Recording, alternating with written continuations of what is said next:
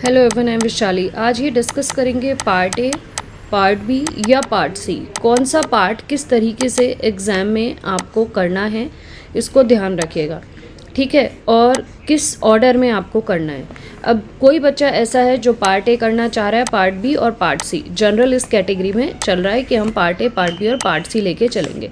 तो कोशिश करिएगा कि जो भी बच्चा पार्ट ए पहले लेके जा रहा है तो मैक्सिमम टाइम आप 30 मिनट्स पार्ट ए को डिवोट करेंगे, इससे ज़्यादा पार्ट ए को डिवोट नहीं करेंगे। कोशिश करिएगा इस 30 मिनट में मैक्सिमम 10 से 12 क्वेश्चंस आपके हो सकें। अब उन 10 से 12 क्वेश्चंस में से अगर आपके 6 से 8 क्वेश्चंस भी सही हो गए तो आपका काम बन जाएगा एलएस का। और अगर 10 ऑनवर्ड्स, 10, 11 ऐसे क्वेश्चंस आपके सही हो गए तो आप जेआरएफ की कैटेगरी में जा सकते हो।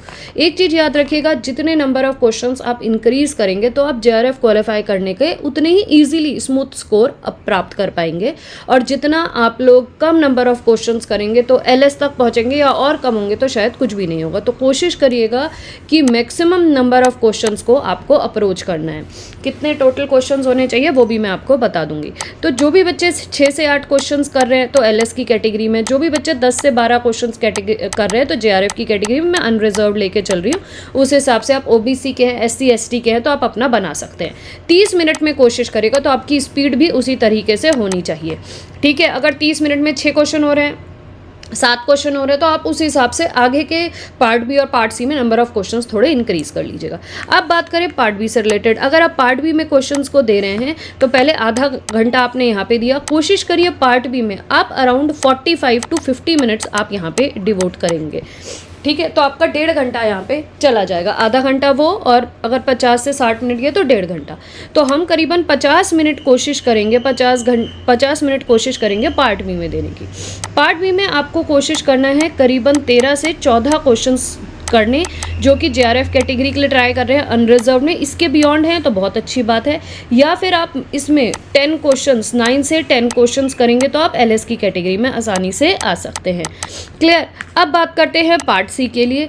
कोशिश करिएगा करीबन 1 आवर से लेकर 1 hour 15 minutes, that means around 75 minute 60 से लेके 75 मिनट आपको देने हैं अपने पार्ट सी में, ठीक है। तो यहाँ पे आपको कोशिश करना है करीबन 8 से 9 क्वेश्चंस अगर आप एलएस को ट्राई कर रहे हैं, और 10 से 12 क्वेश्चंस अगर आप जेआरएफ को ट्राई कर रहे हैं करने का। क्लियर। अब मूविंग टू दी नेक्स्ट। अब हमारे पास जो कितना टाइम, करीबन 20 हमारे पास अभी भी, अगर आप देखोगे तो अभी भी हमारे पास ये ट्राई करने के बाद 20 to 25 मिनट्स रिमेनिंग रह जाएंगे। उसमें आप लोग क्या करोगे, अगर जो भी क्वेश्चंस ऐसे हैं आपने सेव फॉर लेटर रखे हैं उनको आप इस टाइम पे देख सकते हो, या फिर ऐसे क्वेश्चंस जो आपने आधे कर रखे हैं, अनडन क्वेश्चंस हैं, हाफ डन क्वेश्चंस हैं, जो आपको लगता है कि आप उनको ट्राई कर सकते हो, उनको आप इस टाइम पे ज़रूर फोकसली करिएगा। क्लियर। ये तो हो गई स्ट्रेटेजी उन बच्चों की जो पार्ट ए, पार्ट बी और पार्ट सी करना चाहते हैं। This is strategy number 1। अब नाउ स्ट्रेटेजी नंबर 2, अगर हम बात करें तो 10, 20 और 30, ठीक है। तो करीबन आपको मैक्सिमम नंबर ऑफ क्वेश्चंस 34 से 35 करने चाहिए। और जो बच्चे मिनिमम क्वेश्चंस को टारगेट कर रहे हैं तो 32 से 34 आपके अगर नंबर ऑफ क्वेश्चन सही हो रहे हैं तो आप सेफ स्कोर पे 100+ स्कोर पे या 105+ स्कोर पे लैंड कर जाओगे, ये ध्यान रखना। 32 से 34 क्वेश्चंस आपके होने चाहिए हर हालत में। अगर इससे कम क्वेश्चंस हुए तो क्वालिफाई होना मुश्किल रहेगा। डिपेंडिंग अपॉन, अगर क्वेश्चंस बहुत डिफिकल्ट है तो मेरिट भी कम जाएगी और नंबर ऑफ क्वेश्चंस बाकी बच्चों के भी कम लगेंगे। दूसरी स्ट्रेटेजी के बारे में बात करें तो आप सबसे पहले पार्ट बी स्टार्ट कर सकते हो, जिसको आप 50 मिनट पहले ही दे दो पार्ट बी को, और वहाँ पर पार्ट बी के क्वेश्चन आपको कैसे अटैम्प्ट करने हैं वो मैंने बता दिए। उसके बाद आप, कुछ बच्चे ऐसा करते हैं कि पार्ट ए पे चले आते हैं तो 30 मिनट पार्ट ए को देते हैं, करीबन 1.5 घंटा आपका यहाँ पे निकल गया है। इसके बाद हम बात करें तो पार्ट सी में बच्चे आ जाते हैं और डायरेक्टली 1 घंटा 15 मिनट या 1 घंटा 20 मिनट वो लोग पार्ट सी को दे देते हैं। इसके बाद जो बचा हुआ 20 मिनट से 25 मिनट या आधा घंटे का टाइम है उसको ओवरऑल चेक करने के लिए आप अपने लिए रख सकते हो। जो भी half done questions, undone questions है उनको ट्राई कर सकते हैं। तरीका है जिसको मैं थर्ड स्ट्रेटेजी कहूंगी, कि क्योंकि देखो सबसे ज़्यादा स्कोरिंग आपका पार्ट सी रहता है तो आप सबसे पहले पार्ट सी में जा सकते हो।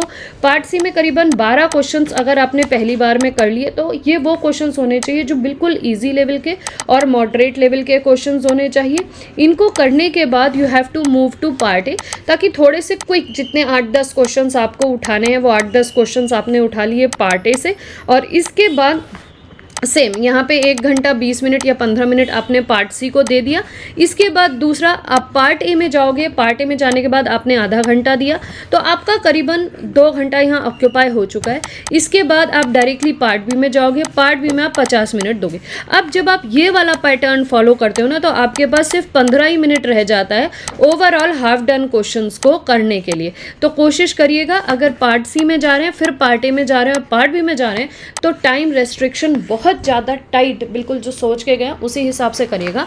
और जितने क्वेश्चंस करेंगे वो बिल्कुल सही होने के बाद आप तुरंत उनको सेव करिएगा। जो क्वेश्चंस हाफ डन हैं या बाद में देखने के लिए रख रहे हैं, उनको सेव फॉर लेटर करिएगा। कोशिश करिएगा कि सेव फॉर लेटर के जो क्वेश्चंस हैं वो कुल 2 या 3 क्वेश्चंस होने चाहिए। उससे ज़्यादा क्वेश्चन सेव फॉर लेटर के लिए ज़्यादातर नहीं छोड़ने चाहिए, क्योंकि इतना टाइम हम लोग नहीं निकाल पाते। ये 3 स्ट्रेटेजी हैं, जिसमें से फर्स्ट बेस्ट स्ट्रेटेजी है कि पहले पार्ट सी करिए, फिर पार्ट ए करिए और फिर पार्ट बी करिए। और इसके बाद जो सेकंड नंबर की स्ट्रेटेजी है वो है पार्ट बी करिए, पार्ट ए करिए और पार्ट सी करिए। और जो थर्ड नंबर की स्ट्रेटेजी है वो है पार्ट ए, पार्ट बी और पार्ट सी। मैंने इसको थर्ड नंबर में इसलिए डाला है, वो मैं बता दूँ। यूजुअली मैं अपने टाइम पे फर्स्ट वाली ही करती थी। थर्ड नंबर में मैंने इसलिए इसको डाला है क्योंकि एक्चुअली क्या होता है ना, मैंने एक बार ये वाली ट्राई करी थी, उसमें ये होता है कि अगर आपका 30 मिनट से लेकर 45 मिनट कोई क्वेश्चन में लग गया 5-10 मिनट एक्स्ट्रा, तो ये जो टाइम होता है ना, ये टाइम आपका जो होता है ना वेस्ट टाइम होता है। इसमें आप क्वेश्चन भी सही नहीं कर पाते, और ये जो 15 मिनट है इसमें आप 1 या 2 क्वेश्चन पार्ट बी या पार्ट सी के सही करके वहाँ पे मार्क्स गेन कर पाते हो। और यहाँ पे जैसे ही टाइम ज़्यादा लगता है ना, तो पार्ट बी के लिए बच्चे मतलब हाइपर एक्टिव होने लगते हैं, हमें क्वेश्चंस भी नहीं दिखते, हम थोड़ी देर अंडर प्रेशर आ जाते हैं, तो वहाँ पे ये थोड़ी चीज़ें प्रॉब्लमेटिक हो जाती है। इसलिए I usually prefer to go for C, A and B. So thank you for watching this video.